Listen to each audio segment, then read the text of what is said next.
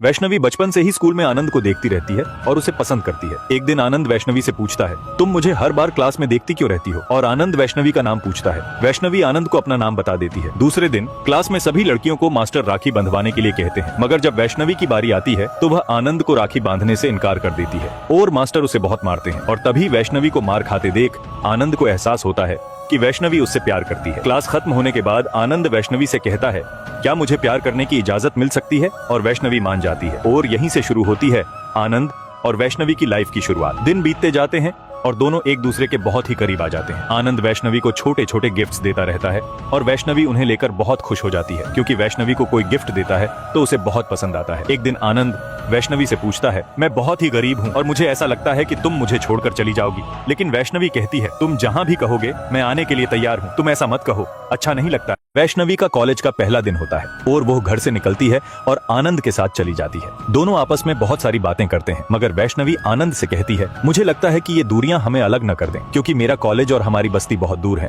और हमारा मिलना भी कभी कभी ही होगा। लेकिन आनंद वैष्णवी से कहता है, ऐसा कुछ भी नहीं होगा, तुम आराम से कॉलेज जाओ, मैं हूं ना। वैष्णवी और उसकी दोस्त पहले दिन कॉलेज जाती हैं, लेकिन कॉलेज में अंदर जाते ही सभी क्लास के स्टूडेंट्स उन्हें बहुत ही अलग नजरों से देखने लगते हैं, क्योंकि वैष्णवी और उसकी दोस्त गांव से होती हैं और उनका पहनावा भी अलग दिखता था। ऐसे ही पहला दिन कॉलेज का खत्म होता है और आनंद उसे लेने के लिए आता है और आधे रास्ते में ऑटो रोककर बहकी बहकी और प्यार भरी बातें करता है। फिर वो वैष्णवी को एक फोन गिफ्ट कर देता है। आनंद मुस्कुराते हुए कहता है, अब बताओ ये दूरियां हमें नजदीक लाएंगी या दूर करेंगी?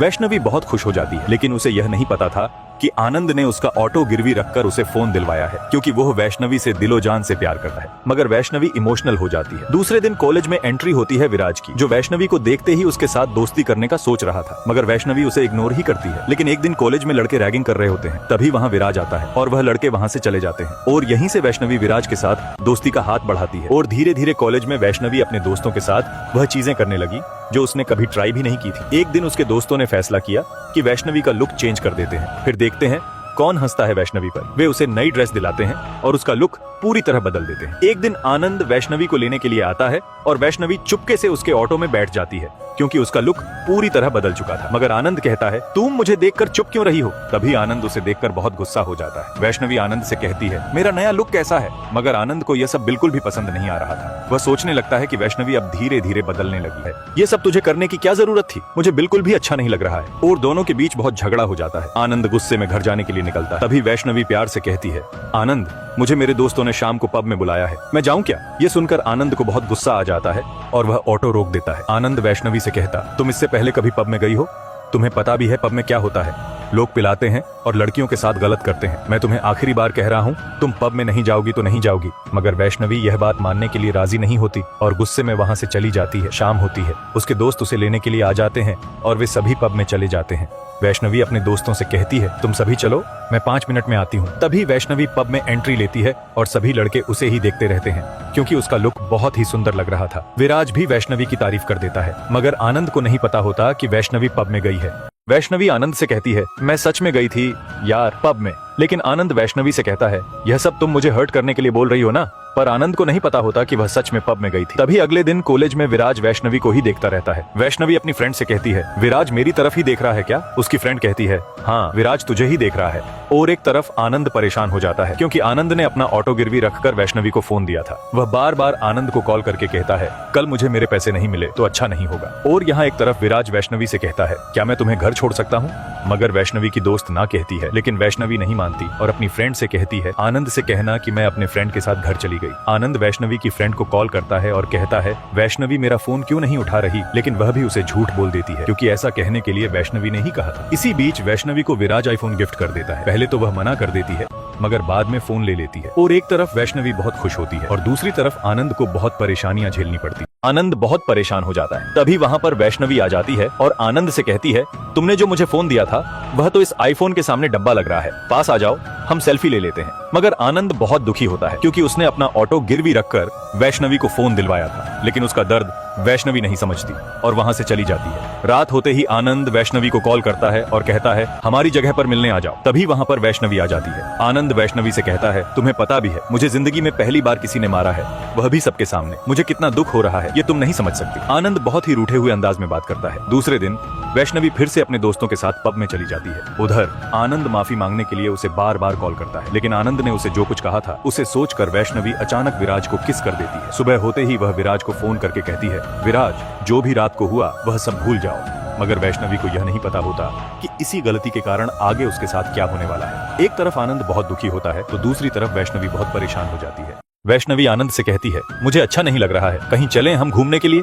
तभी आनंद और वैष्णवी दोनों चले जाते हैं। वैष्णवी आनंद से कहती है आनंद मुझे ऐसी जगह पर लेकर चलो जहां सिर्फ हम दोनों ही हों। तभी दोनों मूवी देखने के लिए चले जाते हैं। लेकिन मूवी के दौरान वैष्णवी आनंद से कहती है आनंद मुझे किस करना है। मगर आनंद वैष्णवी से कहता है तुम मुझे परख रही हो ना। तभी वह वहां से उठकर चला जाता है। दूसरे दिन से ही वैष्णवी विराज को इग्नोर करने लगती है क्योंकि उसने किस करके बहुत बड़ी गलती कर दी थी। वह वापस वह गलती नहीं दोहराना चाहती थी, लेकिन वैष्णवी यह नहीं जानती थी कि विराज अपनी हालत बिगाड़ लेगा। तभी वैष्णवी को यह सब देखकर अच्छा नहीं लगा और वह सोचने लगी विराज की इस हालत की जिम्मेदार मैं ही हूँ। फिर वैष्णवी विराज को कॉलेज के पार्क में लेकर चली जाती है और विराज से कहती है मैं क्या करूं जिससे तुम पहले जैसे बन जाओ। लेकिन वैष्णवी नहीं जानती थी कि विराज उसे 1 महीने तक अपने साथ रहने के लिए कहेगा। फिर भी वैष्णवी विराज की बात मान जाती है। एक तरफ वह आनंद के साथ भी रहा करती और दूसरी तरफ विराज को भी टाइम देती। लेकिन इसी बीच वैष्णवी के साथ ऐसा कुछ हो जाता है जो उसने सोचा भी नहीं था। विराज ने वैष्णवी को 30 दिनों के लिए डेट करने के लिए कहा था और वो 30 दिन खत्म हो जाते हैं। विराज वैष्णवी से कहता है आज हमारा लास्ट दिन है, इसके लिए मैंने छोटी सी पार्टी रखी है। लेकिन वैष्णवी नहीं जानती थी कि विराज उसे वापस से प्रपोज कर देगा। मगर वैष्णवी विराज से कहती है तुम समझने की कोशिश करो, हम एक दूसरे के लिए नहीं बने हैं, और गुस्से में वहां से चली जाती है। लेकिन विराज वैष्णवी से कहता है जो मेरा फायदा उठाया,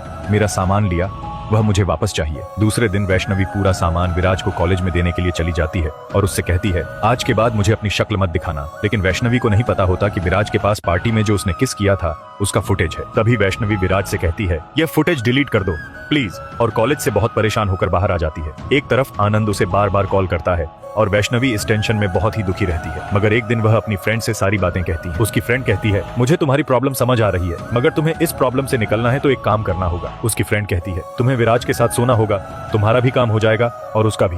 वैष्णवी विराज के साथ गलत काम करके अपने फ्रेंड के पास चली जाती है और उसे कहती है आनंद मुझे हर बार समझा रहा था लेकिन मैं ही नहीं मानी, और अपनी आंखों में आंसू लिए वह बहुत रोती है और गिल्टी महसूस करती है। लेकिन यह सब कहते हुए आनंद का दोस्त वीडियो रिकॉर्डिंग कर लेता है। इसी टाइम आनंद का बर्थडे होता है और उसका दोस्त और आनंद दोनों बर्थडे मना ही रहे होते हैं। तभी आनंद का दोस्त उसको वीडियो दिखा देता है। आनंद उस वीडियो को देखते ही अंदर से टूट जाता है और बहुत रोने लगता है। वह अपने दोस्त से कहता है तुम मुझे बोल दो कि यह सब झूठ है। आनंद अंदर से बहुत गिल्टी महसूस करता है क्योंकि उसने सपने में भी नहीं सोचा था कि वैष्णवी ऐसी गलती करेगी। दूसरे दिन होते ही विराज वैष्णवी को ढूंढते हुए कॉलोनी में आ जाता है और सबसे पूछता है इसको देखा है। लेकिन आनंद कहता है चलो मैं लेकर चलता हूँ। लेकिन विराज नहीं जानता था कि आनंद ही उसका बॉयफ्रेंड है। तभी विराज फोन करके वैष्णवी को बुलाता है और उससे कहता है तुमने मुझे बताया नहीं कि तुम्हारा बॉयफ्रेंड है।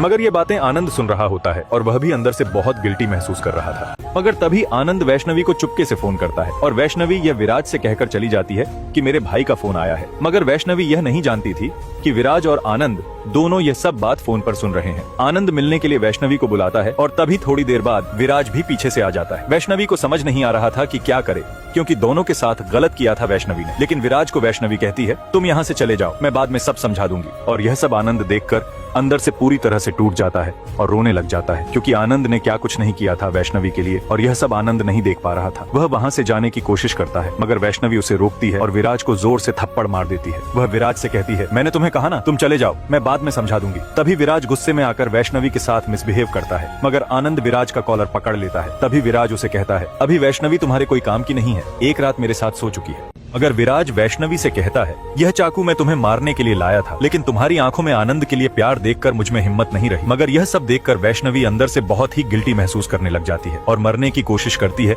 लेकिन वैष्णवी को बचा लिया जाता है। मगर आनंद और विराज को जेल हो जाती है। तभी विराज जमानत पर बाहर आ जाता है मगर आनंद के पास पैसे न होने पर वह जेल में ही रहता है। लेकिन विराज बहुत सोचने पर आनंद को भी छुड़ा देता है। लेकिन इसी बीच आनंद की माँ मर जाती है और आनंद बहुत रोता है और वो अपने दोस्त से कहता है बचपन से लेकर आज तक मैंने अपनी प्यार की निशानी सही सलामत रखी है और मेरी माँ की एक फोटो भी मेरे पास नहीं है। और वो खुद को बहुत कोसता है और रोता है क्योंकि आनंद ने जीते जी माँ के साथ एक दिन भी अच्छे से बात नहीं की थी। तभी वैष्णवी भी अस्पताल से डिस्चार्ज होकर आती है और आनंद के हालात देखते ही रोने लग जाती है। वह खुद को कोसती है और कहती है, आनंद की इस हालत की जिम्मेदार मैं ही हूँ।